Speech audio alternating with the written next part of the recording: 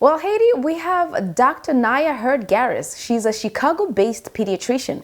She's been helping parents cope with this new way of life.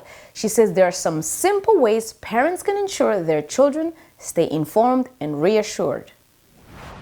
Kids are super intelligent. They don't miss a beat.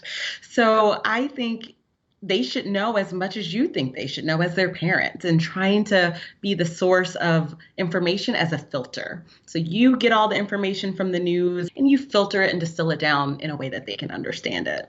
But before we even tackle that, we've got to make sure that parents are putting on their own oxygen mask.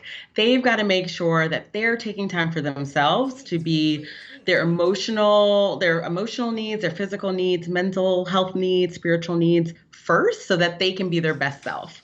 Because if you're bringing a lot of anxiety and nervousness, which is all normal, but if you're bringing that to the conversation with your kids, that's just going to heighten up their anxiety and their fear going forward. Sometimes we underestimate what they know and what they've heard. And so you don't want to give them more information than they need. Like, you don't want to introduce fear when they previously didn't have that, but you also don't want to undersell it. They're going to think you're hiding something if you're not completely honest and transparent with them, and you don't know where that mark is until you assess what it is that they already know. For adults, we also are consuming a lot of media, a lot of news.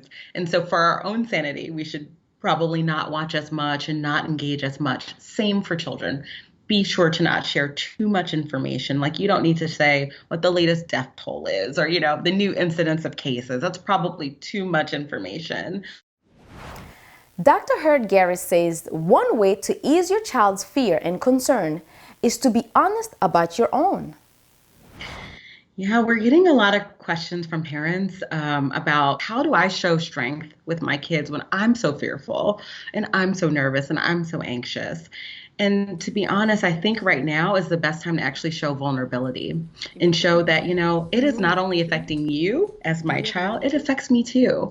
And here's what I'm thinking and here's what I'm doing. Because kids are like, you seem to be doing fine, but I can't see my friends and I can't do these things, and they're having trouble and they don't see you struggling. So I think it's a time to have an honest conversation about that too. And I think the last question I get is, how do I keep these kids engaged? I'm working, or I'm trying to homeschool. I've got 3 other kids. Like, how do I manage it all? And honestly, I don't know. I'm struggling too. I'm in there in the trenches with them, trying to homeschool and trying to do all these things. I think the best thing you can do is to do your best and realize, your same level of productivity, the same level of engagement your kids had at school is not going to be happening now. It is a new normal, and to readjust your expectations, lower your bar. This is not the time to let those perfectionist tendencies ramp up. Lower the bar and get through it. And then just offering some optimism, creating a list of the things that you want to do after COVID. We want to go to the movies. We want to go for, more runs together, whatever it is, creating some hope for once we make it through, which we will.